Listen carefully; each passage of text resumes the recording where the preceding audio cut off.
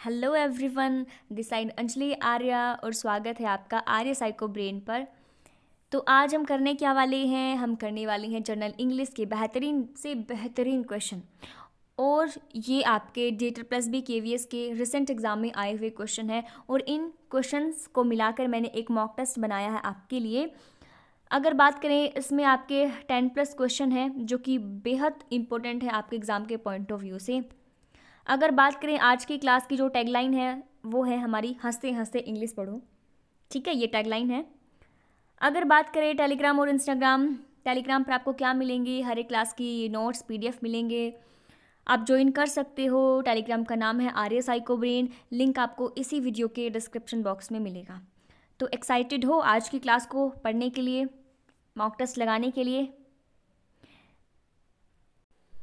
तो पहला क्वेश्चन बताना है आपको। स्पेलिंग दे रखी है, स्पेलिंग में मिस्टेक है और आपको बताना है कौन सी स्पेलिंग में मिस्टेक है। क्वेश्चन नंबर 1,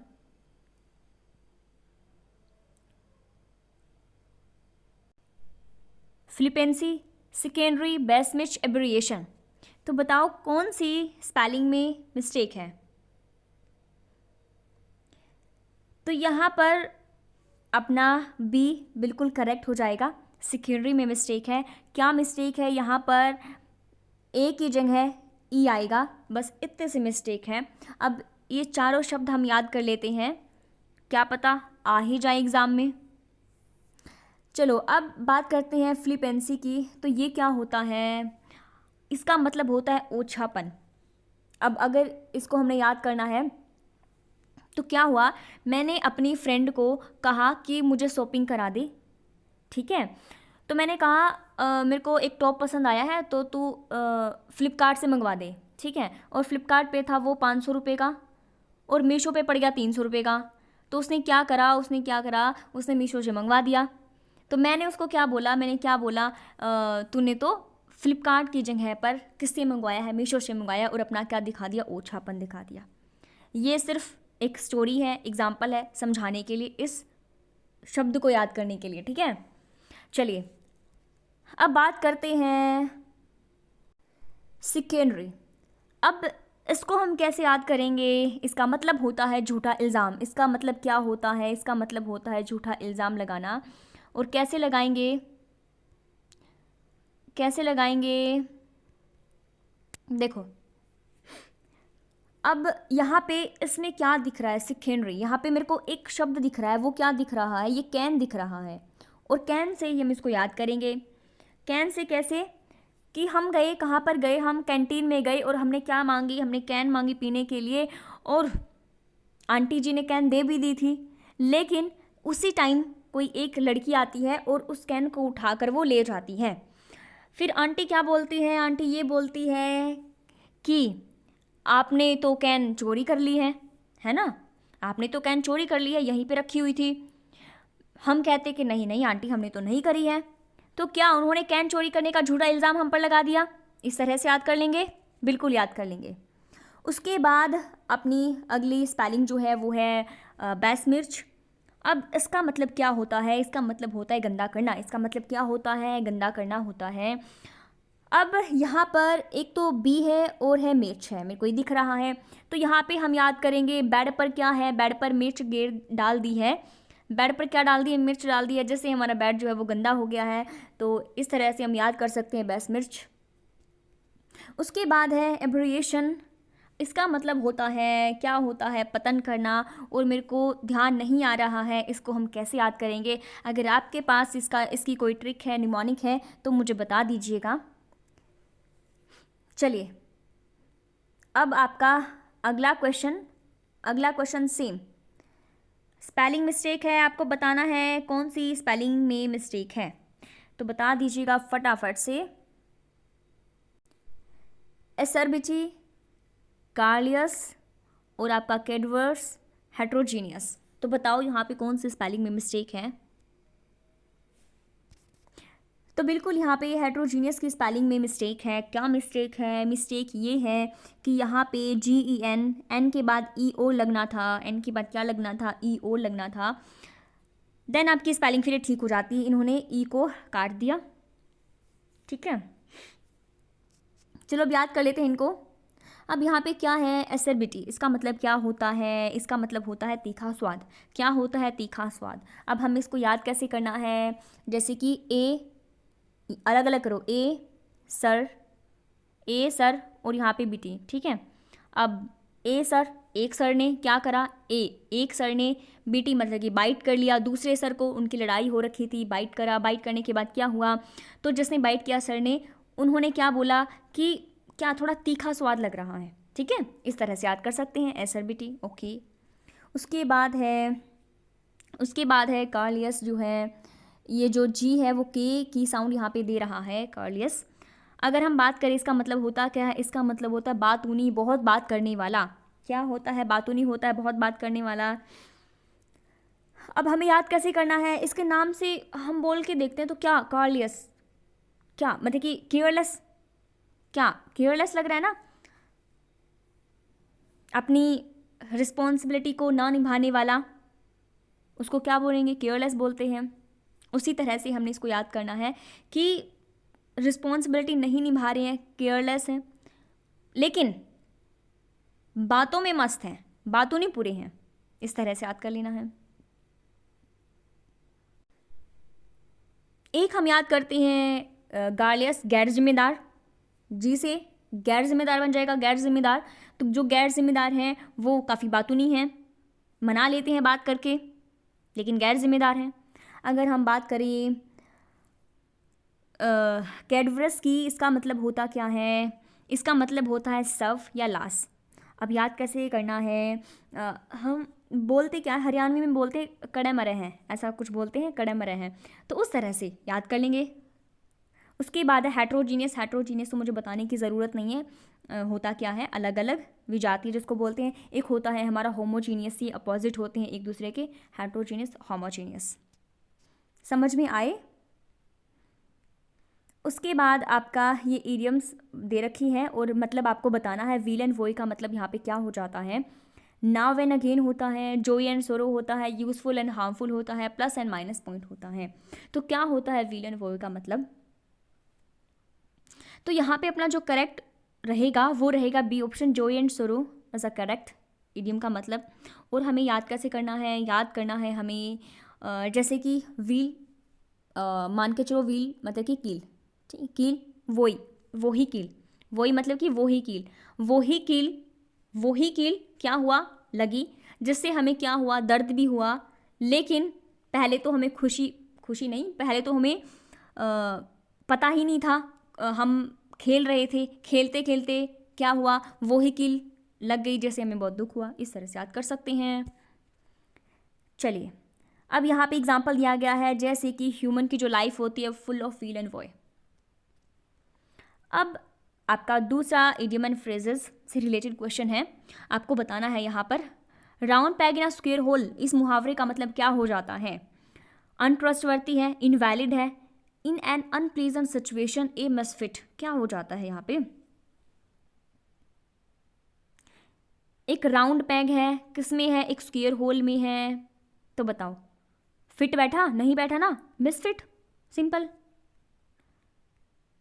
उसके बाद है टेंस से रिलेटेड क्वेश्चन, पांचवा और छठा जो क्वेश्चन आपका टेंस से रिलेटेड ही है।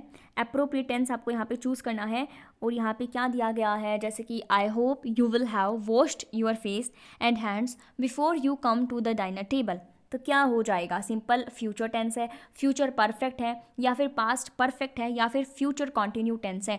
टेंस तो मैंने बहुत ही अच्छे से पढ़ाया है, निकाल सकते हो आप। देखो यहाँ पे क्या लिखा हुआ है, यहाँ पे विल लिखा हुआ है, क्या है विल, उसके बाद हैव भी लगा हुआ है, उसके बाद थर्ड फॉर्म भी है, उसके बाद क्या है, थर्ड फॉर्म भी लगी हुई है। बस इसी से हमें अपना आंसर मिल जाएगा। तो बात तो ये फ्यूचर की कर रही है, विल और शैल किस में आता है, जो फ्यूचर में आता है, थर्ड फॉर्म भी लगी हुई है, कहने का मतलब ये परफेक्ट भी है, क्या है, परफेक्ट भी है जब थर्ड फॉर्म लगी है तो विल हैव और वर्ब की थर्ड फॉर्म किस में होती है, किस में होती है, परफेक्ट में होती है ना, फ्यूचर परफेक्ट। बताओ कहाँ पे है फ्यूचर परफेक्ट, बी ऑप्शन में दे रखा है, तो यह बी करेक्ट हो जाएगा। अगर मैं यहाँ पे बात करती हूँ, देखो अगर मैं यहाँ पे बात करती हूँ प्रेजेंट, अगर मैं यहाँ पे बात करती हूँ प्रेजेंट, प्रेजेंट इंडेफिनिट में क्या होता है, डू और डज लगता है, डू डज लगता है, डज आपका सिंगुलर के लिए आता है, डू आपका प्लूरल के लिए आता है। उसके बाद कंटिन्यू टेंस होता है, प्रेजेंट कंटिन्यू, इसमें क्या होता है, इज एम आर होता है, इज एम आर होता है। ई सिंगुलर के साथ आते हैं, आर प्लूरल के साथ आता है, आई एम के साथ आता है। वर्ब की फर्स्ट फॉर्म क्या है, वर्ब की first form plus I N G लगता है, ठीक है। उसके बाद आपका प्रेजेंट परफेक्ट आता है, प्रेजेंट परफेक्ट में क्या होता है, हैज़ और हैव आता है, हैज़ हैव प्लस वर्ब की थर्ड फॉर्म आती है, और यहाँ पर हैज़ आपका सिंगुलर के साथ आता है, हैव आपका प्लूरल के साथ आता है, वर्ब की थर्ड फॉर्म जो काम आपका पूरा हो चुका है।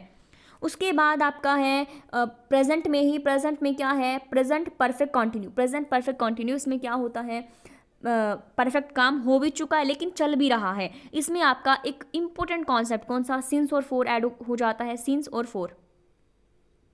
फोर आपका ड्यूरेशन के लिए होता है जिसमें फिक्स टाइम नहीं होता है, और सिंस आपका जिसमें फिक्स टाइम बताया गया होता है।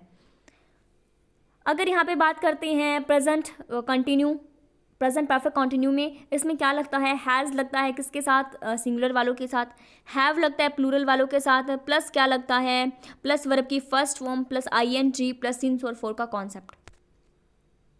उसी तरह से आपका पास्ट में है, पास्ट में आपका जो इंडेफिनिट टेंस है उसमें आपका डिड लगता है, डिड है तो वर्ब की फर्स्ट फॉर्म आएगी, डिड के साथ वर्ब की फर्स्ट फॉर्म आएगी। अगर डिड नहीं दे रखा है तो क्या आएगा, वर्ब की फर्स्ट फॉर्म, वर्ब की फर्स्ट फॉर्म है, नहीं वर्ब की फर्स्ट फॉर्म प्लस डिड, और अगर डिड नहीं है तो वहाँ पे, और आपको पता है ये पास्ट का है, इंडेफिनिट का है, तो वर्ब की सेकंड फॉर्म आ जाएगी, सिंपल है। डिड के साथ वर्ब की फर्स्ट फॉर्म, फिर आपका डिड नहीं है तो वर्ब की सेकंड फॉर्म वहाँ पे लगती है। उसके बाद अगर हम प्रेजेंट कंटिन्यू की बात करें, कंटिन्यू में क्या आ जाएगा, वो वर आएगा, वाज आपका सिंगुलर के साथ आता है, वर आपका प्लूरल के साथ आता है, फिर आपकी वर्ब की first form plus I N G आती है। उसी तरह से पास्ट में परफेक्ट होता है, पास्ट परफेक्ट टेंस, इसमें क्या होता है, काम पूरा हो चुका है, मतलब कि हेड आता है, हेड के साथ क्या आता है, वर्ब की थर्ड फॉर्म आती है। उसी तरह से आपका क्या आता है, पास्ट परफेक्ट कंटिन्यू आता है जिसमें हेड के साथ क्या लग जाता है, हैड बीन लग जाता है, फिर वर्ब की first form plus I N G आता है। उसी के साथ आपका क्या होता है, आपका फ्यूचर होता है, फ्यूचर इंडेफिनिट में क्या होता है, फ्यूचर इंडेफिनिट में क्या होता है, आपका विल और शैल लगता है, विल और शैल लगता है, विल और शैल, तो आपका जो विल है, नहीं जो शैल होता है किसके साथ लगता है, शैल लगता है, आई और वी को छोड़कर जो है सभी के साथ क्या लगता है, विल लगता है, और आई और वी सिर्फ शैल के साथ लगते हैं, लेकिन आजकल तो विल का ही ज़्यादा प्रचलन है, शैल तो इन्होंने कुछ गुम कर दिया है, दिखता नहीं है।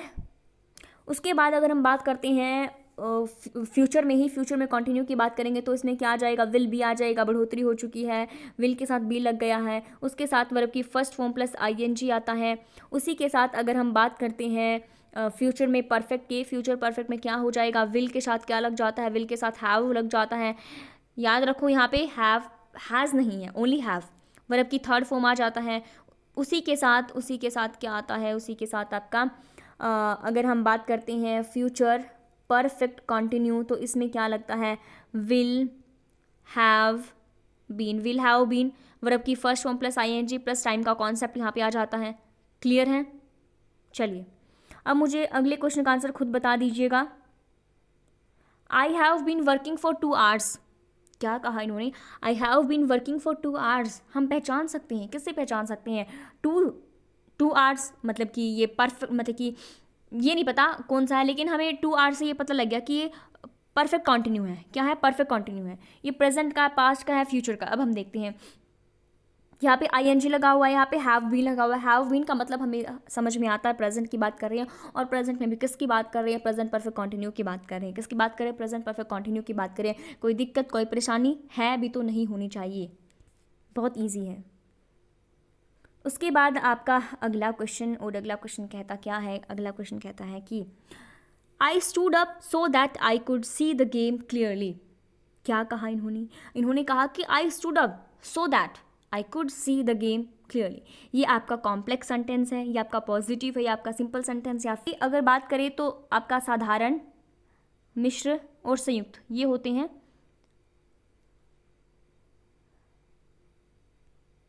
आ सकते हैं हिंदी में भी, सेम कॉन्सेप्ट है बिल्कुल।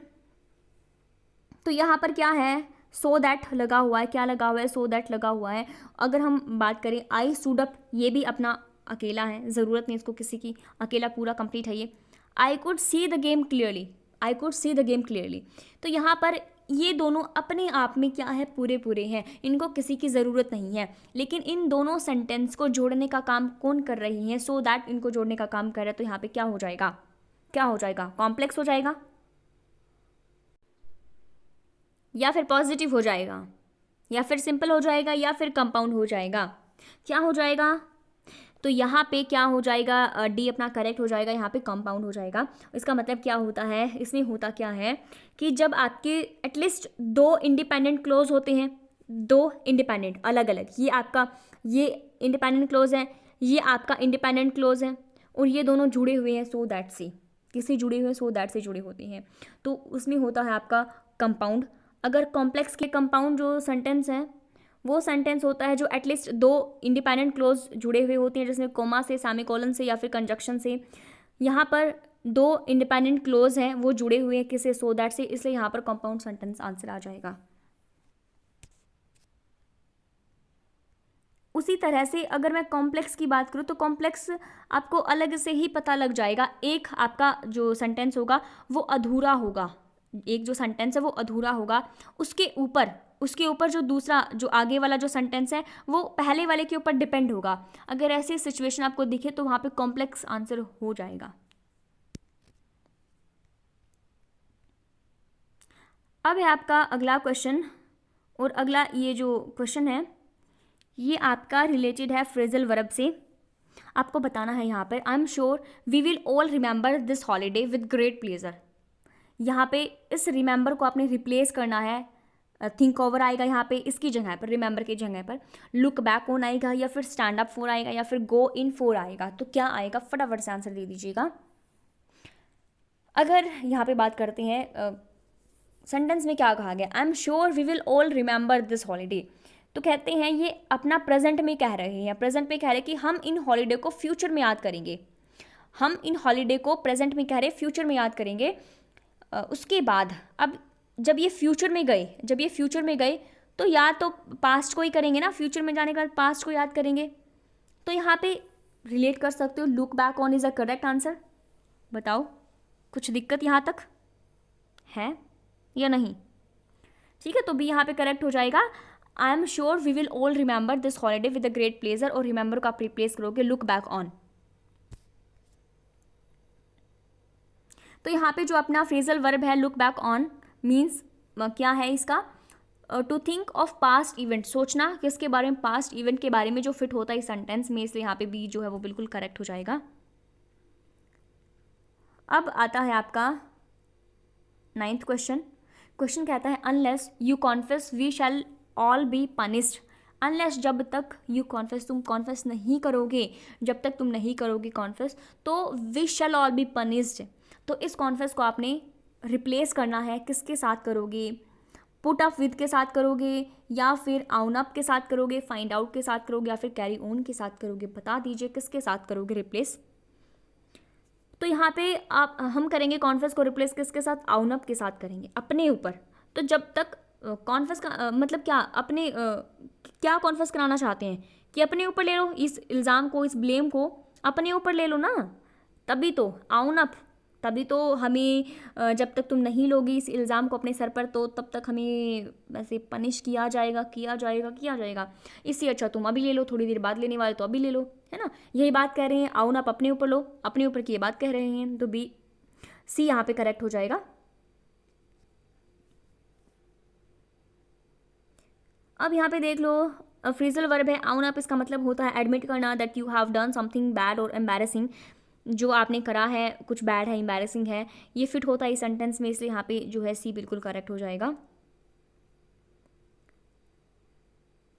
अब आपको बताना है इसका अपोजिट, बता दो अपोजिट यहाँ पे क्या हो जाएगा। तो यहाँ पे आपको बुकॉलिक का बताना है अपोजिट वर्ड, एंटो बताना है यहाँ पे।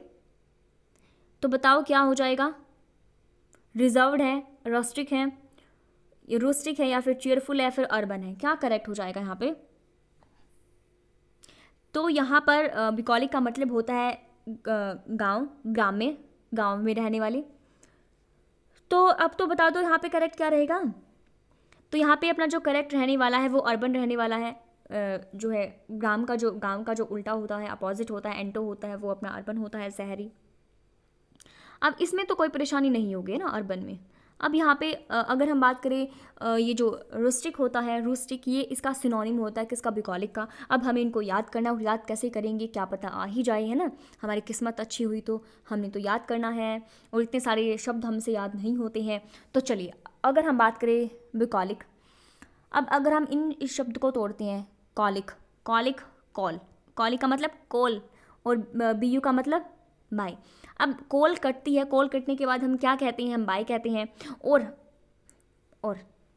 कोल कटने के बाद बाय कहते हैं, लेकिन थोड़ा स्टैंडर्ड में हम क्या बोलते हैं आजकल, बायु, बायु क्या बोलते हैं, बीयू, बीयू, है ना। कोल कटने के बाद बीयू कहते हैं, बीयू, बाय मतलब कि बाय को थोड़ा स्टैंडर्ड लैंग्वेज में आप लगा के चलो, बीयू कहती हैं, बायो। ठीक है, तो अब यहाँ पे हम याद कर लेंगे इसको, ठीक है। अब अगर मैंने क्या बोला, मैंने बीयू बोला, कोल कटने से जस्ट 1-2 सेकंड पहले मैंने बोला कि बीयू। तो यहाँ पे अगर सामने से सेम रिप्लाई नहीं आता है बीयू का, बाय की जगह वो बीयू नहीं कहते हैं, तो क्या होता है, रोस्टिक, मतलब कि रूस जाते हैं। क्या रूस जाते हैं, रोस्टिक सिनोनिम हो जाएगा इसका, बुकॉलिक और रोस्टिक सिनोनिम। तो यहाँ तक कोई परेशानी नहीं होनी चाहिए। कितनी इजी लैंग्वेज में समझाया है, और आप रिलेट कर करके पढ़ सकते हो, समझ सकते हो एक एक चीज़। चीयरफुल समझ जाओ, चीयरफुल तो हम चीयर्स करते हैं, कुछ भी ड्रिंक वगैरह करते हैं, कॉफ़ी पीते हैं या फिर करते हैं चीयर्स, ठीक है। उसके बाद रिजर्व तो मेरे को बताने की ज़रूरत है नहीं, बहुत ईजी वर्ड है। चलो अब इसका भी आपने क्या बताना है, एंटो बताना है, और बता दीजिएगा फटाफट से। तो चलिए बताइए टिमेरिटी का एंटो क्या हो जाएगा। हाँ जी, लो और डाइस है, अनस्कॉलरली हो जाएगा, फ्रैंक हो जाएगा, फिलैंथ्रोपिक हो जाएगा। क्या हो जाएगा, इसका मतलब होता है टिमेरिटी का मतलब होता है उतावलापन। क्या होता है, उतावलापन। अब मेरे को बता दो इसका अपोजिट क्या हो जाएगा। तो इसका जो अपोजिट हो जाएगा वो लो हो जाएगा। अब याद कैसे करना है, याद करने के लिए समझो क्या समझोगे। मेरे को ना इस शब्द को प्रोनाउंस करके एक ही चीज़ दिमाग में आ रही है फ़िलहाल के टाइम पर, वो है टमाटर, टिमेरिटी टमाटर। अब क्या हुआ, अब टमाटर हो गए थे भाई 150 रुपये किलो। क्या हो गए थे, 150 रुपये किलो। लेकिन जैसे ही उनका भाव थोड़ा सा घटा, कितना 60 पे आ गया, 60 रुपये किलो जब हुए, तो उतावलापन, इतना उतावलापन, किस चीज़ का उतावलापन, टमाटर लेने का उतावलापन, है ना, कि अभी से लेके रख लो, अपना फिर स्टोर करके रख लेंगे, ज़रूरत नहीं पड़ेगी, क्या पता टमाटर का रेट फिर से बढ़ जाए, तो याद रह जाएगा टिमेरिटी टमाटर। चलिए अब इसका अपोजिट होता है लो। अब टिमेरिटी उतावलापन, अपोजिट लो हो जाएगा, और अनस्कॉलरली हो जाएगा। इसका वैसे मतलब इसका होता है अविद्यापूर्वक। अब यहाँ पे देखो, स्कॉलर का मतलब क्या होता है, स्कॉलर जो पीएचडी करते क्या बोलते हैं, उनको स्कॉलर बोलते हैं ना, पढ़े लिखे। और अन उसके आगे लग गया तो जो नहीं पढ़े हुए हैं, अविद्यापूर्वक, जिनके पास विद्या नहीं है। फ्रैंक पता है, बताने की ज़रूरत नहीं है। अब जो है फिलैंथ्रोपिक का मतलब होता है परोपकारी। क्या होता है मतलब इसका, परोपकारी होता है। अगर हम बात करें याद करने की, तो याद कैसे करेंगे, फिलैंथ्रोपिक मतलब कि नाम से देखो ना, फिलन मतलब कि फिल्म, क्या याद रखना है, फिल्म याद रखनी है, फिल्म मतलब कि फिल्म। अब जब हमें कोई फ्री में फ़िल्म दिखाती हैं, जब हमें कोई फ्री में फ़िल्म दिखाता है, तो क्या होता है कि हम क्या मान के चलते हैं कि कितना नेक दिल इंसान है, कितने परोपकारी इंसान है ना, कि हमसे तो पैसे भी नहीं लिए और फ्री में ही इन्होंने क्या कर दिया, फ़िल्म दिखा दी है। क्या बोलेंगे उसको, फिलैंथ्रोपिक बोलेंगे। ठीक है, समझ गए। तो ऐसे हम याद कर सकते हैं। चलिए अब अगर हम बात करते हैं अगला क्वेश्चन, अपना क्वेश्चन कहता है क्या, कि they never fail who die in a great cause. क्या है ये, आपका एडजेक्टिव क्लोज है, आपका रिलेटिव क्लॉज है, या फिर एडवर्ब क्लोज है, या फिर नाउन क्लोज है, कौन सा क्लोज है, फटाफट से आंसर दे दीजिएगा। They never fail who die in a great cause, क्या हो जाएगा? तो यहाँ पर अपना एडजेक्टिव क्लोज हो जाएगा। और एडजेक्टिव होता क्या है, हिंदी में बात करें तो एडजेक्टिव होता है विशेषण। और विशेषण किसकी विशेषता बताता है? विशेषण बताता है संख्या और सर्वनाम की। किसकी? संख्या और सर्वनाम की। नाउन और प्रनाउन, इंग्लिश में नाउन और प्रनाउन की विशेषता जो बताती है उनको एडजेक्टिव कहते हैं। संख्या व सर्वनाम की विशेषता को बताने वाले को विशेषण कहते हैं। अब यहाँ पे देखो, जो एडजेक्टिव है अपना, एडजेक्टिव क्लोज है, वो स्टार्ट किससे होता है? वो स्टार्ट होता है जो आपके दैट है, वैन है, वी है, हु है, हुम है, इन शब्दों से बेसिकली स्टार्ट होता है आपका एडजेक्टिव क्लोज। विशेषता बताने का काम ये करता है। चलिए, उसके बाद आपका ये है प्रोनाउन से रिलेटेड क्वेश्चन है, प्रोनाउन। और आपको बताना है कि the principal himself spoke to me, principal himself अपने आप स्पॉक टू मी। तो यहाँ पे जो ये आपका वर्ड है हिमसेल्फ, इसको बताना ये क्या है? बेसिकली रिफ्लेक्सिव प्रोनाउन है, एम्फसाइजिंग प्रोनाउन है, डेमोन्स्ट्रेटिव प्रोनाउन है, या फिर रिलेटिव प्रोनाउन है? कौन सा ये प्रोनाउन है? प्रोनाउन का मतलब होता है क्या? विशेषण नहीं, प्रोनाउन होता है, क्या बोलते हैं हिंदी में इसको, क्या बोलते हैं? सर्वनाम, सर्वनाम बोलते हैं।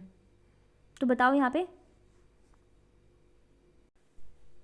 तो चलिए, अगर हम बात करते हैं रिफ्लेक्सिव प्रोनाउन की, तो वो होते हैं आपके जिनके पीछे लगा होता है सेल्फ या सेल्फ, जिनके पीछे लगा होता है ये वाला सेल्फ और ये वाला सेल्फ, EVES, ये, ठीक है। जिनके पीछे लगा होता है सेल्फ या सेल्फ, वो होते हैं हमारे रिफ्लेक्सिव प्रोनाउन। क्या बोलेंगे उनको? रिफ्लेक्सिव प्रोनाउन बोलेंगे। बेसिकली ये होता क्या है? ये होता है कि जब वर्ब का रिफ्लेक्शन सब्जेक्ट के ऊपर पड़ता है, किसका? वर्ब का रिफ्लेक्शन पड़ता है किसके ऊपर? सब्जेक्ट के ऊपर, तो वो हो जाते हैं हमारे रिफ्लेक्सिव प्रोनाउन। अगर हम बात करते हैं सेल्फ, जो है सेल्फ आपका होता है सिंगुलर, सेल्फ यूज़ होता है किसके साथ? सिंगुलर के साथ। अगर सेल्फ्स की बात करें, ये आपका प्लूरल के साथ यूज़ होता है, किसके साथ? प्लूरल के साथ। अब देखो यहाँ पे, अब देखना ये है कि जैसा कि अपना माई है, माई के साथ हमेशा क्या लगता है? माई सेल्फ लगता है, माई सेल्फ, ये वाला सेल्फ, ठीक है, माई सेल्फ लगता है। यूर के साथ, सॉरी, हाँ, यूर के साथ क्या लगता है? यूर सेल्फ, SELVES, सेल्फ लगता है, यूर सेल्फ लगता है। उसके बाद अगर हम बात करते हैं आवर, आवर के साथ क्या लगता है? आवर के साथ लगता है आवर सेल्फ, इसके साथ भी सेल्फ लग जाएगा, ठीक है।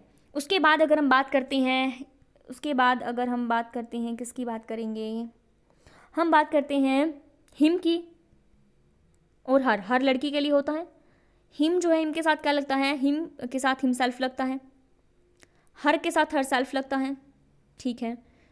डैम के साथ क्या लगता है? डैम सेल्फ लगता है। और इट के साथ इट सेल्फ लगता है, और सी के साथ हर सेल्फ लगता है। इतना क्लियर है? बस इतना ही क्लियर रखो और कुछ करने की आवश्यकता यहाँ पे नहीं है इसमें। तो अपना रिलेटिव आपको पता है, रिलेटिव क्या होता है? WH family, relative WH family. Who है, विच है, या फिर व्हाट है, या फिर दैट है, या फिर whom है, या फिर whose है, या फिर when है, या फिर when है, या फिर where है, या फिर why है। ये सारे आपके किस में आ जाते हैं? आपके रिलेटिव प्रोनाउन में आ जाते हैं। वाई तो आपको पता है रीज़न बताने के लिए यूज़ किया जाता है। वेयर आपको पता है प्लेस को रिप्रेजेंट करने के लिए किया जाता है। और व्हेन आपको पता है टाइम के लिए यूज़ किया जाता है। तो ठीक है, ये थी आज की आपकी क्लास। और मुझे लगता है हाँ, सारे क्वेश्चन यहाँ पे ख़त्म हो चुके हैं। कितने क्वेश्चन हैं? आज हमने टोटल 13 क्वेश्चन करे हैं। तो 13 में से आपका स्कोर कितना है ये भी मुझे बता दीजिएगा। और आपकी तैयारी कैसी है वो भी मुझे बता दीजिएगा, क्योंकि पेपर सर पे हैं। और मुझे ये बता दीजिएगा अगली क्लास में कराना क्या है। अपना टॉपिक आप सजेस्ट कर सकते हो अपनी तैयारी के अकॉर्डिंग। जो सब्जेक्ट आपका वीक है वो मुझे यहाँ पे बता सकते हो, उसकी हम रिवीजन कर लेंगे, उसके कुछ प्रैक्टिस क्वेश्चन कर लेंगे, जो भी सूटेबल होगा वो हम कर लेंगे। तो बताइएगा आज की क्लास आपको कैसी लगी। अगर अच्छी लगी है तो क्या करना है आपको पता ही है, लाइक शेयर सब्सक्राइब कर दीजिएगा। और साथ में अपने प्यारे प्यारे हाथों से क्या कमेंट भी कर दीजिएगा। Thanks for watching.